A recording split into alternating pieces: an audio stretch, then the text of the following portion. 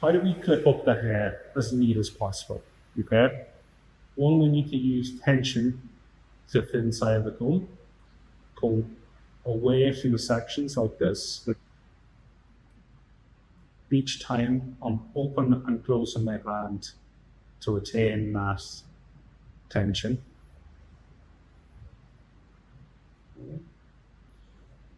Then whenever I go to twist, I just twist that bottom section like this, and I keep on twisting all the way to the end, and you can see that it starts to buckle a little bit there. So we twist and then up, put the clip in at the tail. We don't need to clip the knot, the middle of it.